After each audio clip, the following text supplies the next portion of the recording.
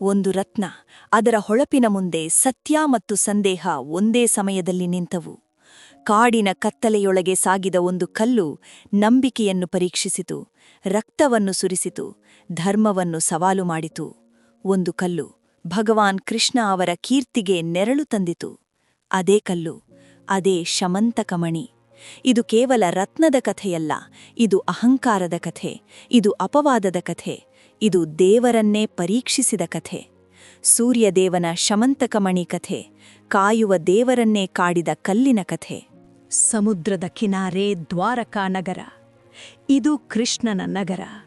ಕೃಷ್ಣ ಜನರ ಮಧ್ಯೆ ರಾಜಕುಮಾರನಾಗಿ ಜೀವನಿಸಿದ್ದ ಸಮಯ. ನಗರ ಸಂತೋಷ, ಸಮೃದ್ಧಿ, ಧರ್ಮದಿಂದ ಸಮೃದ್ಧವಾಗಿತ್ತು. ಈ ಕಥೆ ಆರಂಭವಾಗುವುದು ಸತ್ರಾಜಿತನಿಂದ.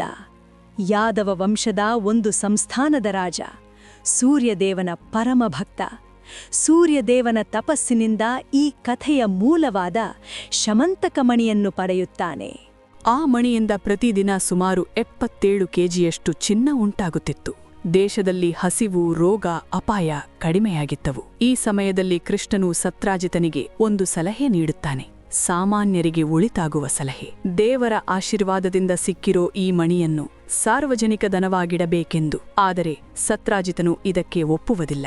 ಅಹಂಕಾರವು ಅವನ ನಿರ್ಧಾರವನ್ನು ಆವರಿಸಿತ್ತು. ಒಂದು ದಿನ ಸತ್ರಾಜಿತನ ಸಹೋದರ ಪ್ರಸೇನ ಆ ಮಣಿಯನ್ನು ಧರಿಸಿ ಕಾಡಿಗೆ ಬೇಟೆಗೆ ಹೊರಟನು. ಕಾಡಿನೊಳಗೆ ಭಯಾನಕ ಶಬ್ದ, ಒಂದು ಯುದ್ಧ. ಪ್ರಸೇನನು ಬಿದ್ದನು. ಒಂದು ಸಿಂಹ ಅವನ ಮೇಲೆ ದಾಳಿ ಮಾಡಿ ಪ್ರಸೇನನನ್ನು ಕೊಂದು ಮಣಿಯನ್ನು ತೆಗೆದುಕೊಂಡು ಹೋಯಿತು. ಆದರೆ ಕಥೆಯಲ್ಲಿ ಮುಗಿಯಲಿಲ್ಲ. ಗುಹೆಯೊಳಗೆ ಮತ್ತೊಂದು ನೆರಳಿತ್ತು. ಜಾಂಬವಂತ, ಹಳೆಯ ಯುದ್ಧಗಳನ್ನು ಕಂಡ ಪರ್ವತದಷ್ಟು ಶಕ್ತಿಯುಳ್ಳವ. ಅವನು ಸಿಂಹವನ್ನು ಸಂಹರಿಸಿದನು. ಮಣಿಯನ್ನು ತೆಗೆದುಕೊಂಡು ತನ್ನ ಗುಹೆಗೆ ಹೋದನು. ಮಗುವಿಗೆ ಆಟದ ವಸ್ತುವಾಗಿ ಕೊಟ್ಟನು. ಈ ಮಧ್ಯೆ ಪ್ರಸೇನನ ಕೊಲೆಯಾದ ವಿಚಾರ ಮತ್ತು ಮಣಿ ಕಾಣೆಯಾದ ವಿಚಾರ ಕೇಳಿ ಅಲ್ಲೋಲ ಕಲ್ಲೋಲ. ಮೌನವು ವದಂತಿಯಾಗಿ ಬದಲಾಯಿತು. ವದಂತಿ ಆರೋಪವಾಯಿತು. ಆ ಆರೋಪ ಕೃಷ್ಣನ ಮೇಲೆ ಬಿದ್ದಿತು. ದೇವರಿಗೂ ಜನರ ಅನುಮಾನ ತಪ್ಪಲಿಲ್ಲ. ಕೃಷ್ಣನು ಮೌನವಾಗಿರಲಿಲ್ಲ. ಆದರೆ ಕೋಪದಿಂದಲೂ ಅಲ್ಲ. ಅವನು ಸತ್ಯವನ್ನು ಹುಡುಕಲು ಹೊರಟನು. ಕಾಡಿನೊಳಗೆ ಒಂಟಿಯಾಗಿ. ಕಾಡಿನಲ್ಲಿ ಹುಡುಕುತ್ತಾ ನಡೆದವನಿಗೆ ಸಿಕ್ಕಿದ್ದು ಪ್ರಸೇನನ ಮೃತದೇಹ.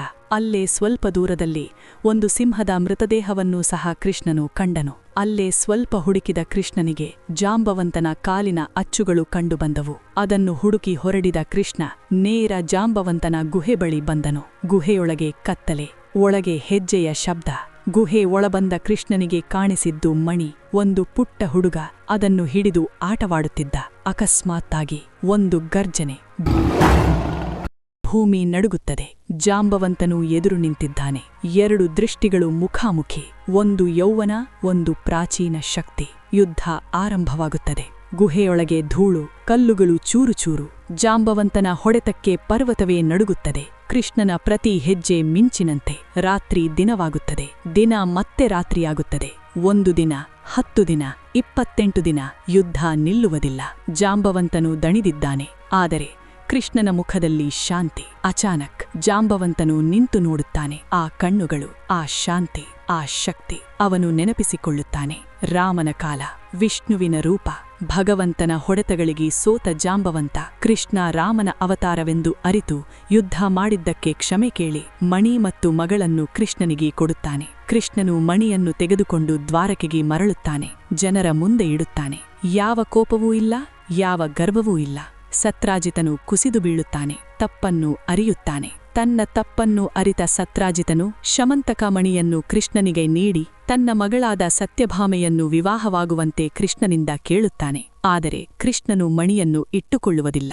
ಅವನು ಅದನ್ನು ಮರಳಿ ನೀಡುತ್ತಾನೆ ಮತ್ತು ಸತ್ಯಭಾಮೆಯನ್ನು ವಿವಾಹವಾಗುತ್ತಾನೆ. ಶಮಂತಕ ಮಣಿ ಅಲ್ಲೇ ಉಳಿಯುತ್ತದೆ.